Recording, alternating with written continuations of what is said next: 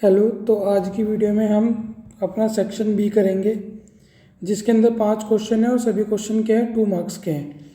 तो स्टार्ट करते हैं। ये हमारा सेक्शन बी का फर्स्ट क्वेश्चन। वेट दे रखे हैं, हमें 40 स्टूडेंट का वेट दे रखा है। हमें क्या करना है, फ्रीक्वेंसी डिस्ट्रीब्यूशन टेबल बनानी है। तो मैंने डायरेक्ट बनाई रखी है। ये यहाँ ये हमारा सेक्शन बी है। तो यहाँ पे हमें स्टूडेंट्स के वेट वगैरह दे रखे हैं, तो ये हमने यहाँ पे वेट नोट कर लिए। फिर इसके बाद हमें कैसे बनानी है टेबल, तो इस तरह हमने वेट का डिस्ट्रीब्यूशन ले लिया। यहाँ पे 30 से 35, 35 से 40, इस तरह 5-5 का गैप लिया। यहाँ पे काउंट कर लिए 30 से 35 में कितने स्टूडेंट हैं, तो यहाँ से काउंट किए 8, 11, 8, 6, 7। अगर हम इनका सम करते हैं, टोटल करते हैं अगर हम यहाँ, तो इनका सम कितना आएगा 40। फिर यहाँ पे हमने टैली मार्क्स लिख लिए। ये क्या हो गया, फ्रीक्वेंसी डिस्ट्रीब्यूशन ग्राफ हो गया। ये क्वेश्चन नंबर 21 खत्म। देखते हैं 22। क्वेश्चन नंबर 22 क्या है, एक गिवन दे रखा है ABCD ग्राफ है, इसके अंदर हमें x की वैल्यू निकालनी है। तो सेम ये क्वेश्चन नंबर 22 है। यहाँ पे हमें डायग्राम दे रखा है। सबसे पहले हम यहाँ पे क्या लिखेंगे, गिवन एस लिखेंगे कि हमें दिया क्या है। तो क्या दे रखा है हमें, ABCD एक स्क्वायर है जिसके अंदर AC डायगोनल है, और अगर स्क्वायर है तो इसकी सारी साइड्स आपस में क्या हो जाएंगी, इक्वल हो जाएंगी। हमें क्या करना है, x की वैल्यू निकालनी है। x की वैल्यू निकालनी है। हम सबसे पहले हम क्या करेंगे, we know that ABCD is a square. हमें ये चीज़ पता है। अगर ABCD एक स्क्वायर है तो इसके अंदर AB बराबर किसके होगा, BC के होगा, गिवन है। अगर दो साइड आपस में इक्वल होती है तो उनके साथ के एंगल भी क्या होते हैं, इक्वल होते हैं। तो BAC बराबर क्या हो जाएगा, BCA। इसका मतलब BAC ये वाला एंगल, एंगल 1 किसके बराबर हो जाएगा, एंगल 2 के, क्योंकि ये वाली साइड किसके बराबर है, इसके। तो यहाँ से हमने एंगल 1 बराबर 2 लिख लिया और इसे क्या बना लिया अपने इक्वेशन नंबर फर्स्ट। इसके बाद इसी इन ट्राइंगल ABC में हमें पता है तीनों एंगल का सम कितना होता है, 180। इसे बोलते हैं एंगल सम प्रॉपर्टी। तो एंगल 1 लिखा, B की जगह 90। एंगल 2 भी किसके बराबर है, 1 के, यहाँ से पता है तो यहाँ 1 लिखा बराबर 180। फ्रॉम इक्वेशन फर्स्ट से हमें पता लगा है 2 1 के बराबर है। 2 बार एंगल 1 है तो यहाँ पे ट्वाइस ऑफ एंगल 1 बराबर 180 है। 90 इधर जाएगा तो क्या हो जाएगा, माइनस का हो जाएगा।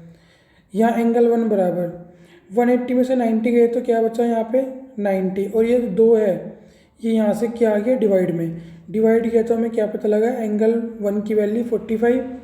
1 और 2 आपस में बराबर है तो एंगल 2 भी कितना हो गया हमारा, 45 हो गया।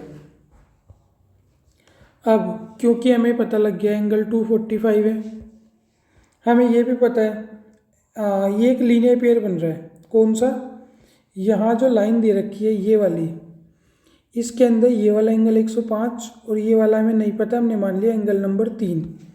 तो 105 और 3 ये कितना है, लीनियर पेयर एंगल बना रहा है। तो एंगल 3 कहाँ से कितना निकल जाएगा, यहाँ से 75। वापिस हम क्या लेंगे, अब के बार हम ट्राइंगल लेंगे COE, ये छोटे वाला। अब की बार हमने ट्राइंगल लिया अपना COE। इस ट्राइंगल के तीनों एंगल का सम 180 होगा, तो हमने लिख लिया एंगल 2 + 3 + x बराबर 180। 2 की वैल्यू लिखी, 3 की वैल्यू लिखी, तो यहाँ से x की वैल्यू कितनी आ गई, 60। एक बार दोबारा देख लेना, स्क्रीनशॉट ले सकते हो जिसे लेना होगा। चलते हैं अपने नेक्स्ट सवाल पे। क्वेश्चन नंबर 23 क्या कह रहा है, क्वेश्चन नंबर 23 कह रहा है टोटल सरफेस एरिया दे रखा है हमें स्फीयर का, हेमिस्फीयर का इक्वल है। तो हमें क्या बताना है, रेशियो बताना है उनके वॉल्यूम्स का। फिर एक और वाला सवाल भी करते हैं। गिवन क्या है, जो TS से और CS से है वो क्या है, इक्वल है। ठीक है, हमें क्या निकालना है, रेशियो ऑफ देयर वॉल्यूम्स निकालने हैं। तो हमने क्या किया, सबसे पहले 2 फिगर बना दिए, एक स्फीयर का और एक हेमिस्फीयर का। रेडियस स्फीयर की R1 मानी, हेमिस्फीयर की R2 मानी। ये चीज़ हमें गिवन थी, TS ऑफ स्फीयर बराबर TS ऑफ हेमिस्फीयर। फॉर्मूला लिखा, पाई से पाई को कैंसिल किया, R1 स्क्वायर अपॉन में R2 स्क्वायर, ये यहाँ आया, यहाँ 3 था, 4 इधर नीचे आ गया तो क्या हो गया 3 अपॉन में 4। स्क्वायर दोनों के हटाए तो यहाँ पे रूट लग जाएगा, ये तो √3 हो गया और यहाँ पे क्या जाएगा √4। √3 का √3 लिखा, √4 की वैल्यू क्या होती है 2। R1 और R2 की हमें क्या पता लग गई, यहाँ से वैल्यू पता लग गई। इसके बाद हमें क्या निकालना था, रेशियो निकालना था उनके वॉल्यूम का। Volume of sphere ratio volume of hemisphere, ये हमने लिखा, इनके फॉर्मूले पुट किए, ये स्फीयर का और यहाँ हेमिस्फीयर का। 3 से हमने 3 को कैंसिल किया, 2 1 ज़ा 2, 2 2 ज़ा 4, और यहाँ से क्या आया 2 इंटू आर की क्यूब। आर की वैल्यू क्या थी R1 की √3, तो 3 बार लिखा। R2 की वैल्यू क्या थी 2, तो 3 बार ये लिख दिया हमने। 2 से 1 2 कैंसिल हो गया, 3 इंटू 3 मिल के क्या बन गया 3, √3 कट के और एक क्या बचा खाली √3, और 2 इंटू 2 मिल के क्या बन गया 4। तो ये हमारा क्या आ गया, रेशियो आ गया। नेक्स्ट क्वेश्चन देखते हैं। यहाँ पे क्या कह रहा है हमसे, जो वॉल्यूम है राइट सर्कुलर कोन का हमें दे रखा है, डायमीटर दे रखा है, हमें क्या निकालनी है हाइट। सिंपल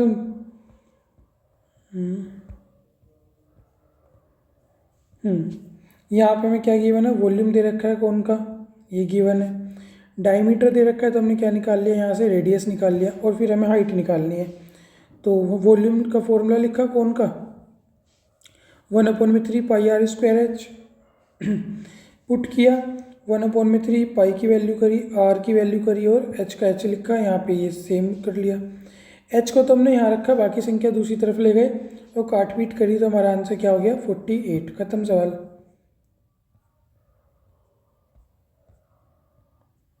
नेक्स्ट है, if ABC are the side of a triangle, और यहाँ पे हमें एक पैटर्न भी दे रखा है, S - A 5 है, S - B 4 है, S - C क्या है 2 है। तो हमें किसकी वैल्यू निकालनी है, ABC की।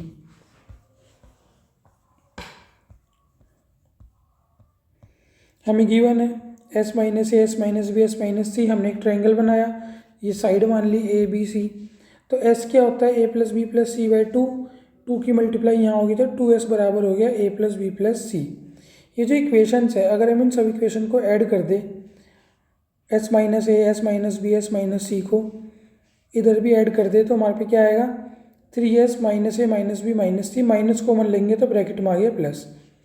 A + B + C किसके बराबर है 2S के, तो इसकी जगह हमने क्या पुट कर लिया 2S। 3S में से 2S गया तो 1S की वैल्यू क्या आई 11। अब S की जगह वैल्यू रखी, S - A बराबर 5, A क्या आ गया इधर आ गया प्लस का, 5 इधर आ गया, A की वैल्यू 6, B की वैल्यू 7 आई और C की वैल्यू क्या आ गई 9 आ गई।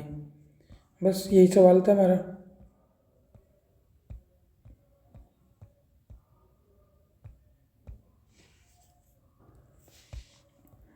अब हमें क्या क्वेश्चन नंबर 25, यूक्लिड की फर्स्ट पोस्टुलेट बतानी है। तो 25 पे चलते हैं।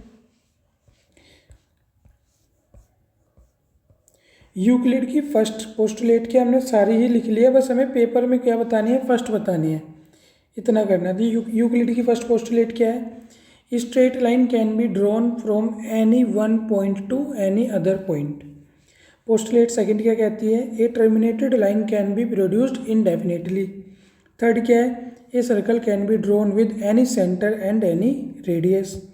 फोर्थ क्या बोलती है, all right angles are equal to one another. ये इम्पोर्टेंट है, जितनी भी पोस्टुलेट कर सकते हैं कर लेनी चाहिए, इम्पोर्टेंट है, कोई सी भी पेपर में आ सकती है। 25 के ही और में हमें एक सवाल दे रखा है, और के अंदर एक सवाल और है। यहाँ पे हमें गिवन वगैरह दे रखा है, एक ट्राइंगल है, इसके अंदर एंगल B एंगल C के बराबर है और एंगल 1 एंगल 2 के बराबर है। तो 3 को 4 के बराबर करना है और ये भी बताना है यूक्लिड की कौन सी एक्सियम यहाँ पे यूज़ हुई है।